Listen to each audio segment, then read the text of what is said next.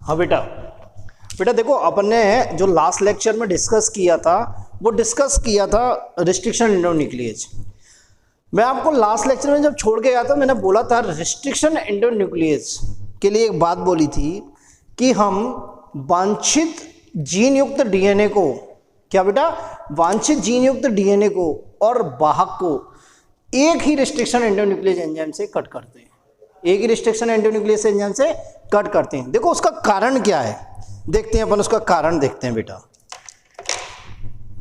देखो बेटा, मैंने आपको बोला था कि जितने भी रिस्ट्रिक्शन एंडोन्यूक्लियस एंजाइम है, मतलब 900 टाइप के रिस्ट्रिक्शन एंडोन्यूक्लियस एंजाइम है, ये जितने भी रिस्ट्रिक्शन एंडोन्यूक्लियस एंजाइम है ये क्या कहते हैं, रिस्ट्रिक्शन साइट पे कार्य करते हैं। मतलब जहां से ये कट करते हैं उसे बोलते हैं रिस्ट्रिक्शन साइट। क्या बोलते हैं मेरे बच्चों, रिस्ट्रिक्शन साइट। और ये रिस्ट्रिक्शन साइट किसकी बनी होती है, 4 से 8 न्यूक्लियोटाइड की। किसकी, 4 से 8 न्यूक्लियोटाइड्स की। और ये जो रिस्ट्रिक्शन साइट होती है इस पर न्यूक्लियोटाइड क्या होता है, पैलिंड्रोमिक सीक्वेंस में होते हैं। न्यूक्लियोटाइड क्या होते हैं, पैलिंड्रोमिक सीक्वेंस में।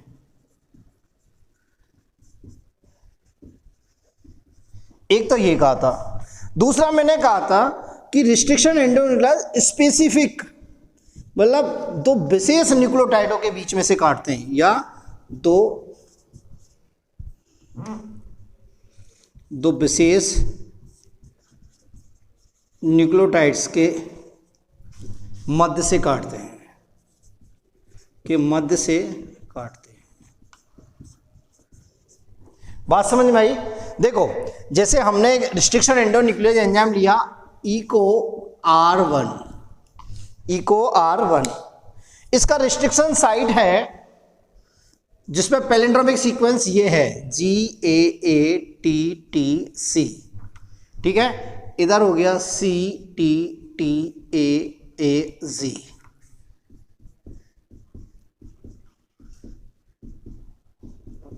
ठीक है, ये 3' ये 5' ये 5' और ये 3'। देखो बेटा, मान लो ये डिजायर्ड जीन है, ये क्या है, डिजायर्ड जीन है, या डिजायर्ड जीन युक्त डीएनए, और हमने इसे इको R1 से काटा तो इसने इको R1 ने जो कट मारा वो G और A के बीच में से मारा, G और A के बीच में से मारा। ठीक है, अब यदि हम वाहक को, किसको बेटा, वाहक को किसी दूसरे रिस्ट्रिक्शन एंडोन्यूक्लियस एंजाइम से कट करते हैं, किसी दूसरे रिस्ट्रिक्शन एंडोन्यूक्लियस एंजाइम से कट करते हैं, तो क्या होगा, वो दूसरे न्यूक्लियोटाइड के बीच में से कट मारेगा, दूसरे न्यूक्लियोटाइड के बीच में से कट मारेगा। जब कट मारेगा तो क्या होगा, ये एंड, मतलब इस डिजायर्ड जीन का तो ये एंड और वाहक का दूसरा एंड आपस में जुड़ नहीं पाते, आपस में जुड़ नहीं पाते। इसलिए हमें ऑलवेज ये ध्यान रखना है कि रिस्ट्रिक्शन एंडोन्यूक्लियस एंजाइम एक ही यूज करना है जब हम वांछित जीन और वेक्टर को कट करें तो। ठीक है, देखते हैं इसको मैं आपको दिखाता हूं कैसे।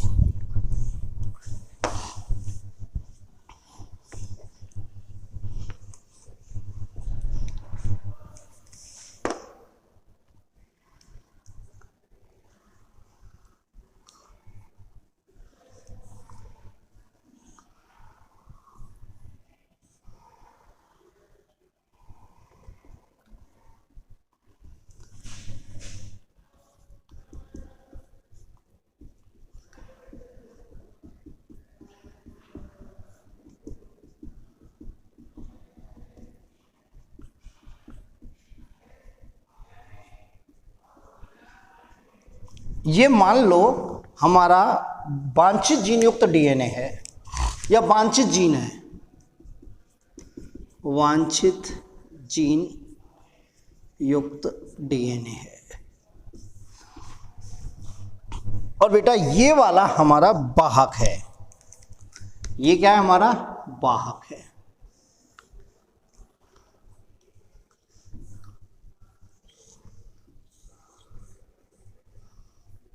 ये हमारा वाहक है।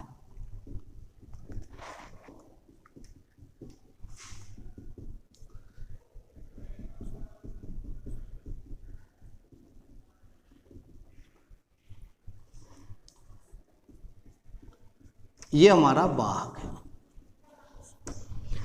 हमें से ये जो दोनों साइट है, मैंने एक ही साइट शो की है, restriction endonuclease enzyme eco R1 की साइट यूज की है। ये एक ही रिस्ट्रिक्शन साइट है जिसमें पैलिंड्रोमिक सीक्वेंस रिस्ट्रिक्शन एंडोन्यूक्लियस मतलब इको R1 का है। दोबारा सुन लो क्या बोल रहा हूँ। ये मैंने एक ही रिस्ट्रिक्शन साइट शो करी है जो किसकी है, इको R1 की। क्या है बेटा, इको R1 की। अब इको R1 से हम इन दोनों को कट करवाते हैं, इन दोनों को हम कट कराते हैं। तो देखो बच्चों, ये इको R1 यहां से कट मारेगा, इधर भी यहां से कट मारेगा। बेटा ये होने को ऐसे गोल है, ऐसे गोल है ये सर्कुलर, तो हमने ये वाला पोर्शन ले लिया एक तरह से आपको दिखाने के लिए। बात मेरी समझ में आई? जब इसे कट मारा तो मैं एक एक स्टैंड दिखा रहा हूं, इस वाले का तो इधर वाला और उस वाले का उधर वाला। देखो हमें क्या मिला बेटा, हमें ये मिला मेरे बच्चों,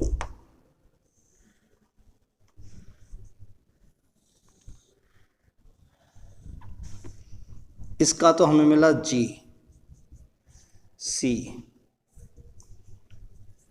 C और थोड़ा बड़ा सही करते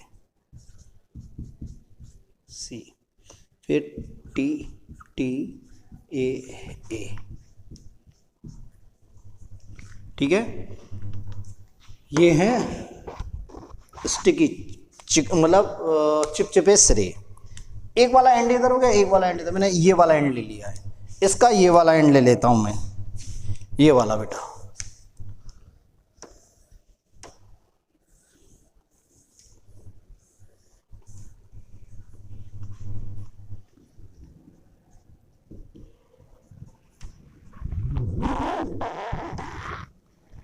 A T T।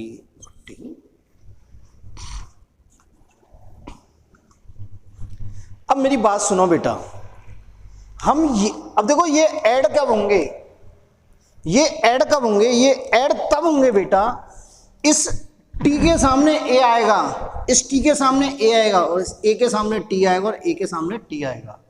इधर ये कब ऐड होंगे, जब इसके सामने T, इसके सामने T, इसके नाम है A और इसके सामने A आएगा, तभी ऐड होंगे, वरना ऐड नहीं हो सकते। क्योंकि आपको मैंने बताया था डीएनए में हर समय एडेनिन थाइमिन से डबल बॉन्ड द्वारा जुड़ता है, तो साइटोसिन ग्वानिन साइटोसिन से ट्रिपल बॉन्ड द्वारा जुड़ता है।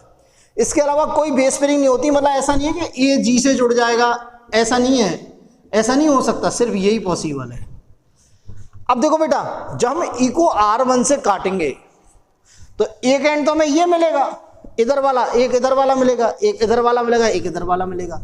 हम इसका कोई एक एंड ले लें और इसका एक एंड ले लें, और यदि जोड़ें तो ये जोड़ेंगे या नहीं जोड़ेंगे? हम क्या लिखते हैं, डीएनए लाइगेज।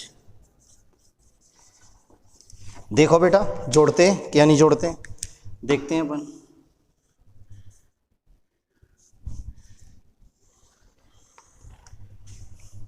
देखो इसका क्या है, G C, फिर T A और A। ठीक है बेटा, इसे हम खींच के इधर ले आए तो देखो ग्रीन है, इसको लेते हैं पहले, ये वाला T के सामने क्या आ रहा है हमारे में, A, इसके सामने A, इसके सामने T, इसके सामने T। आ रहा है नहीं आ रहा है बेटा, आ रहा है नहीं, और यहाँ क्या बन रहा है, G और ट्रिपल बॉन्ड C। बन रहा है नहीं बन रहा है बेटा, बन रहा है नहीं बन रहा है? मेरी बात समझी? हमने दोनों एंड जोड़े या नहीं जोड़े? आप ये वाला देख लो, रेड वाला देख लो, ये और ग्रीन वाला है ये। तो इस प्रकार जॉइंट होता है। इसलिए वेक्टर को और वांछित जीन युक्त डीएनए को हर समय क्या होता है, समान रिस्ट्रिक्शन एंडोन्यूक्लियस से कट करते हैं, समान रिस्ट्रिक्शन एंडोन्यूक्लियस से कट करते हैं। मेरी बात सही? कभी भी असमान रिस्ट्रिक्शन एंडोन्यूक्लियस से कट नहीं कर सकते, यदि किया तो वो आपस में जुड़ेंगे नहीं, आपस में नहीं जुड़ेंगे। नेक्स्ट आते हैं भाई साहब एंजाइम, संश्लेषणकारी एंजाइम, संश्लेषणकारी एंजाइम या संश्लेषी एंजाइम। देखते हैं बेटा, तीसरा आते हैं संश्लेषी एंजाइम। पहला आता है इसमें ए आता है डीएनए पॉलीमरेज, और दूसरा आता है रिवर्स ट्रांसक्रिप्टेज। क्या बेटा? Reverse transcriptase. देखो बेटा, डीएनए पॉलीमरेज और रिवर्स ट्रांसक्रिप्टेज कैसे काम करते हैं, ठीक है। इसको मैं मिटा देता हूं, ठीक है, इसको हम इरेज कर देते हैं। सबसे इंपॉर्टेंट यदि बायोटेक्नोलॉजी में है तो रिस्ट्रिक्शन एंडोन्यूक्लियस और वाहक हैं, वाहक वेक्टर जो भी पढ़ाऊंगा सबसे इंपॉर्टेंट है। यदि वो नहीं है तो कुछ नहीं है, ये ध्यान रख लेना। तो रिस्ट्रिक्शन एंडोन्यूक्लियस को बहुत अच्छे से पढ़ना और वाहक को भी बहुत अच्छे से पढ़ना है। मेरी बात समझ में आई? देखो डीएनए पॉलीमरेज क्या करता है, यदि आपने रेप्लिकेशन पढ़ा होगा, एमबीआई पढ़ी होगी, मॉलिक्यूलर बेसिस ऑफ इनहेरिटेंस, तो आपने पढ़ा होगा रेप्लिकेशन, ट्रांसक्रिप्शन और ट्रांसलेशन, वहाँ आपने पढ़ा होगा डीएनए पॉलीमरेज। देखो बेटा डीएनए पॉलीमरेज क्या होता है। ये डीएनए पॉलीमरेज क्या करता है, ये डीएनए टेम्पलेट पर, क्या बेटा?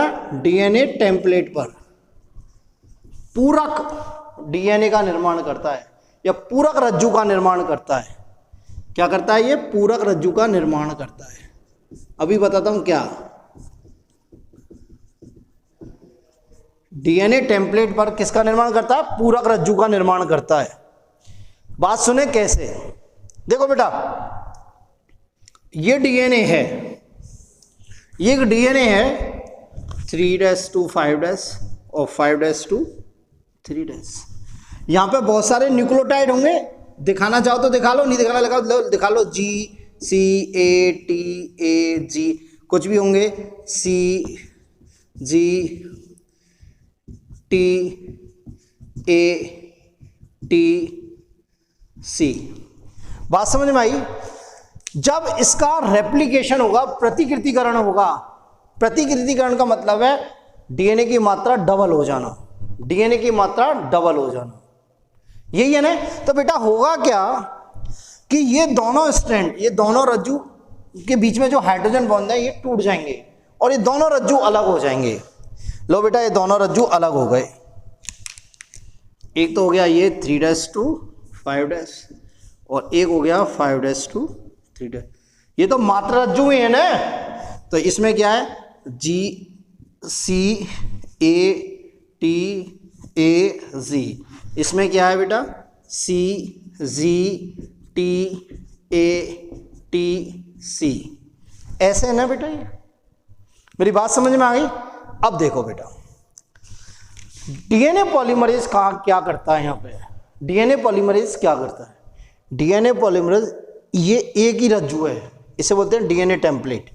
ये भी डीएनए टेम्पलेट और ये भी डीएनए टेम्पलेट। इस रज्जु पर, इस मात्र रज्जु पर नए रज्जु का निर्माण करता है, पूरक रज्जु का निर्माण करता है। इस पे किसका निर्माण करेगा? एक नए रज्जु का निर्माण करेगा। इस पे क्या करेगा? एक नए रज्जु का निर्माण करेगा। और वो रज्जु के क्या होगा? यहाँ पे क्या? C G G T A T C। इस प्रकार एक नए रज्जु का निर्माण करेगा।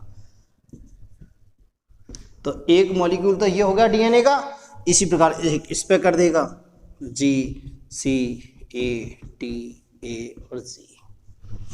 एक मॉलिक्यूल ये हो गया, एक मॉलिक्यूल ये हो गया, एक मॉलिक्यूल हो गया। तो ये जो डीएनए था, मात्र डीएनए, ये डबल हो गया या नहीं हो गया? किसके कारण हो गया? इस डीएनए पॉलीमरेज के कारण।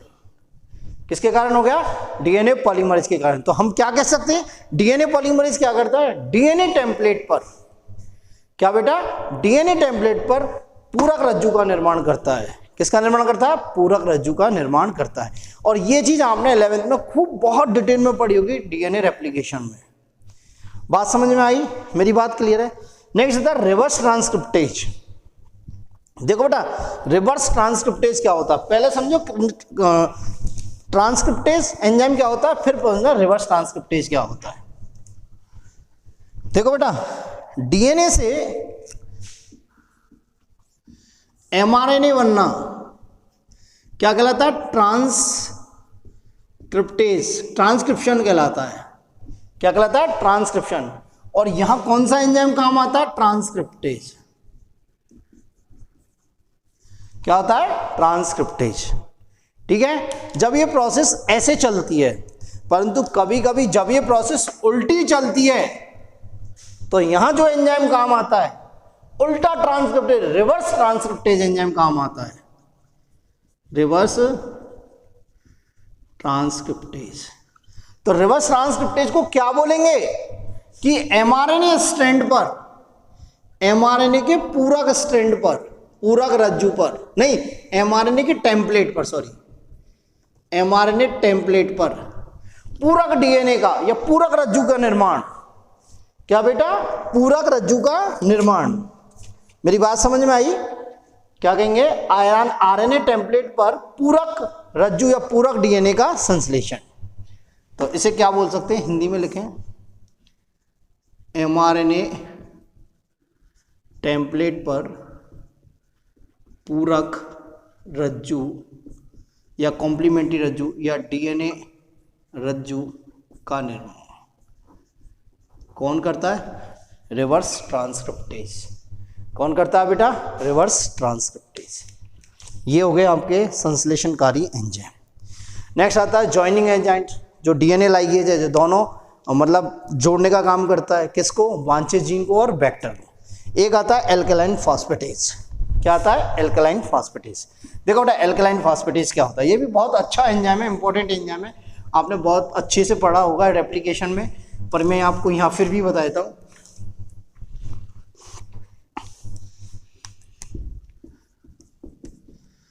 Alkaline phosphatase. देखो बेटा, ये हमारी वांछित जीन है।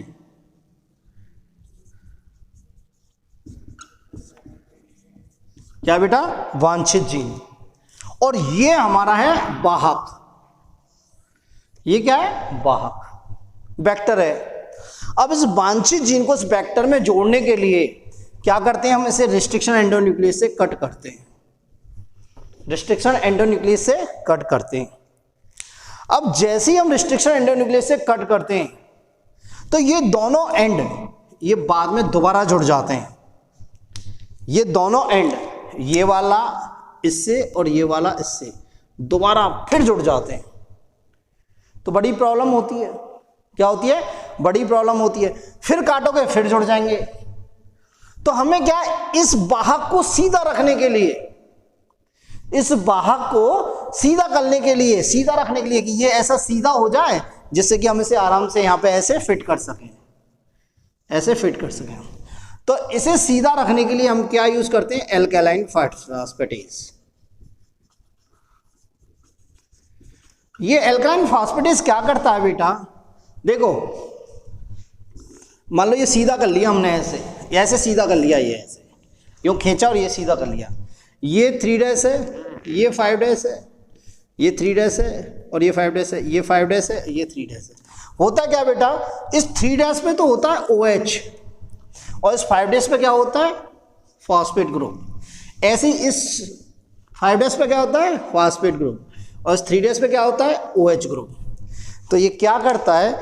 ये 5 डैश एंड से इस फॉस्फेट ग्रुप को क्या कर देता है? हटा देता है। फॉस्फेट समूह को हटा देता है, जिससे क्या होता है? ये स्ट्रैंड दोबारा जुड़ नहीं पाते, ये स्ट्रैंड दोबारा जुड़ नहीं पाते। मतलब इस डीएनए को सीधा रखने में हेल्प करता है, इस वाहक डीएनए को सीधा रखने में हेल्प करता है। ये हुआ आपका एल्कलाइन फॉस्फेटेज। क्या हुआ? Alkaline phosphatase. तो ये हमने एंजाइम पढ़े आज। क्या पढ़े हमने? एंजाइम पढ़े।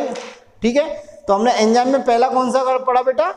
पहला पढ़ा हमने लयनकारी एंजाइम, फिर पढ़ा हमने विदलनकारी एंजाइम, फिर हमने पढ़ा संश्लेषी एंजाइम। क्या पढ़ा बेटा? संश्लेषी एंजाइम। फिर हमने क्या पढ़ा बेटा? Alkaline phosphatase. क्या पढ़ा है? Alkaline phosphatase. ये सारे एंजाइम इंपॉर्टेंट है, ये सारे एंजाइम क्या है बेटा? इंपॉर्टेंट है। ठीक है, नेक्स्ट आता है वाहक। क्या आता है बेटा? वाहक। ठीक है, तो अब वाहक डिस्कस करते हैं अपन। देखो बेटा, एक टॉपिक अपन छोड़ गए, वाहक डिस्कस करने से पहले एक टॉपिक और होता है, वांछित जीन का पृथक्करण। वांछित जीन का पृथक्करण, तो वो और आप देख लीजिएगा एक बार। अपन ये स्टेप बाद में डिस्कस करेंगे, इससे पहले यहीं डिस्कस कर लेते हैं। देखो क्या हुआ, सुने मेरी बात, स्टेप सुने। ये हमारा वांछित जीन युक्त डीएनए है, ये वांछित जीन युक्त डीएनए है, ये रही ना हमारा वांछित जीन युक्त डीएनए, मान लो ये है हमारा। अब क्या किया हमने, इसे रिस्ट्रिक्शन एंडोन्यूक्लियस से कट किया। किससे किया? रिस्ट्रिक्शन एंडोन्यूक्लियस से। अब जो रिस्ट्रिक्शन एंडोन्यूक्लियस से कट किया तो बहुत जगह से छोटे छोटे टुकड़े बने इसके। क्या बने? बहुत छोटे टुकड़े बने।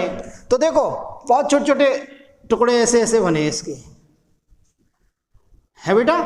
अब इसके साथ क्या हुआ, हमारी ये वांछित जीन भी है। क्या ये वांछित जीन है? अब बेटा ऐसा तो है नहीं है इस डीएनए के ढेर से हमने वांछित जीन उठा ली, ये तो बहुत छोटी चीज होती है। डीएनए तो क्या होता है, बहुत छोटा होता है। मेरी बात समझ में आ रहे हो भाई? ये पहले हमने एक कोशिका से निकाला, एक एनिमल कोशिका से निकाला हमने। एनिमल कोशिका के सारे जो उसके ऊपर कवरिंग थी वो हटाई, उसके बाद हमने ये डीएनए निकाला जिसमें वांछित जीन है। अब इसे हम रिस्ट्रिक्शन एंडोन्यूक्लियस से कट किया हमने, तो हमें बहुत छोटे छोटे टुकड़े मिले।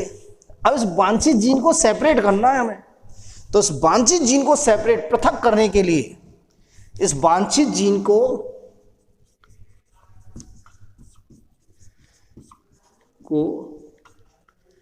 पृथक करने के लिए एक टेक्निक यूज करते हैं, इसे क्या बोलते हैं? Gel electrophoresis.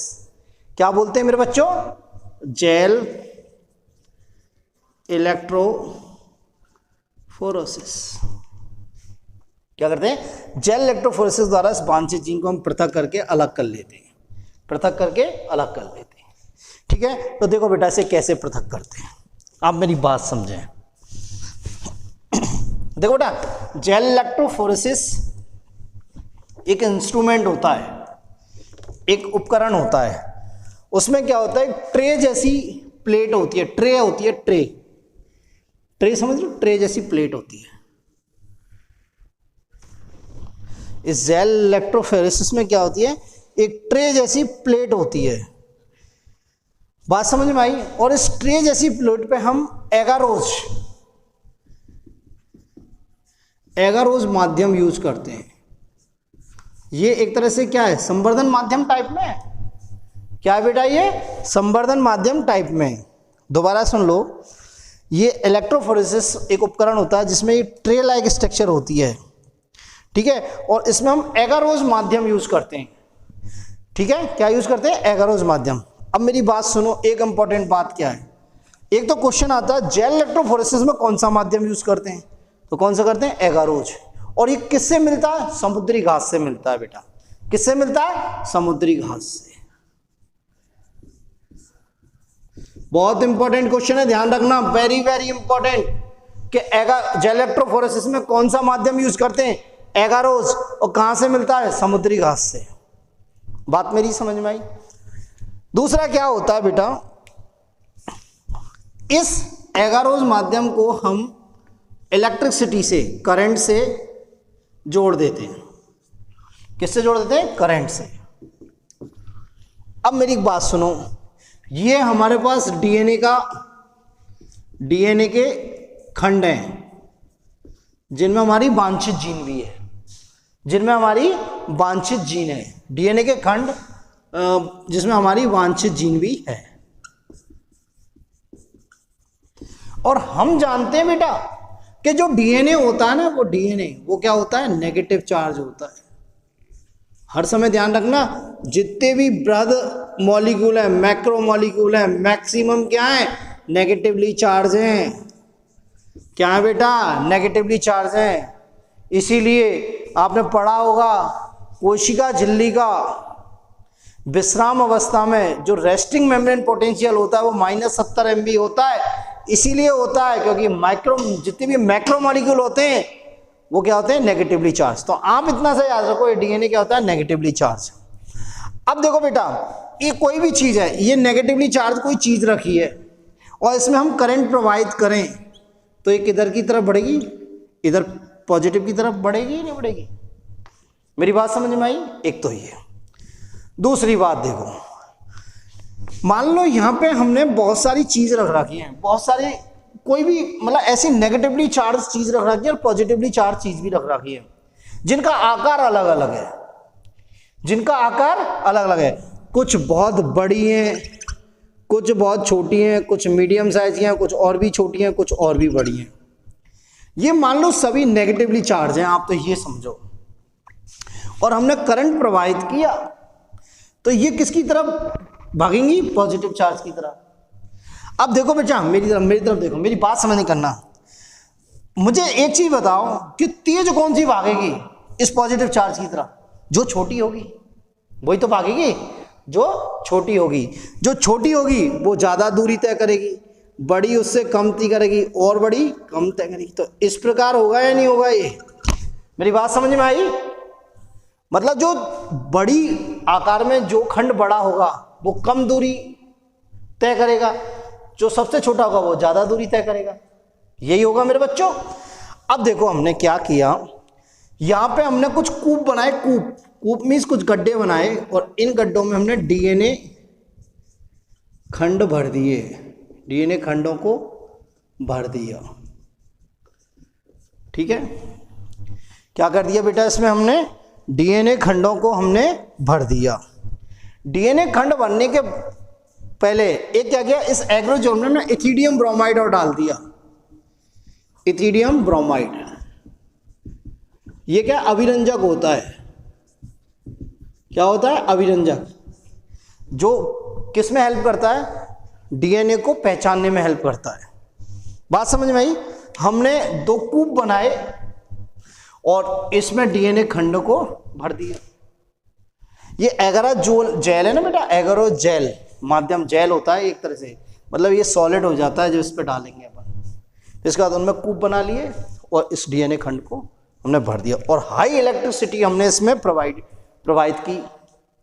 अब देखो मेरे बच्चों, जो बड़े होंगे वे तो डिस्टेंस क्या करेंगे? कम ट्रेवल करेंगे। छोटे होंगे वे क्या करेंगे? ज्यादा डिस्टेंस ट्रेवल करेंगे। करेंगे नहीं करेंगे?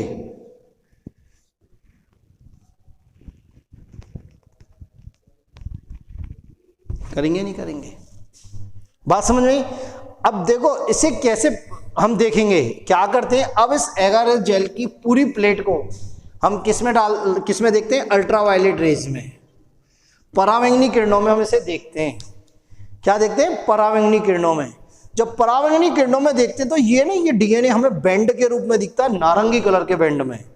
किसके? नारंगी कलर के। तो क्या कहते हैं? ये नारंगी रंग के बैंड में दिखता है हमें।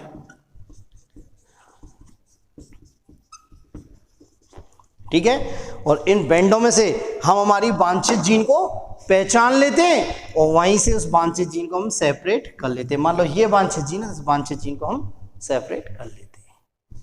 बात समझ में आई या नहीं आई? मेरी बात समझ आई? तो इथिडियम ब्रोमाइड क्या है? ये अभिरंजक है। इस अभिरंजक के कारण ही ये डीएनए अल्ट्रावायलेट रेज में नारंगी कलर के दिखते हैं, वरना नहीं दिखेंगे। बात मेरी क्लियर है? तो देखो क्या क्या पूछता है वो।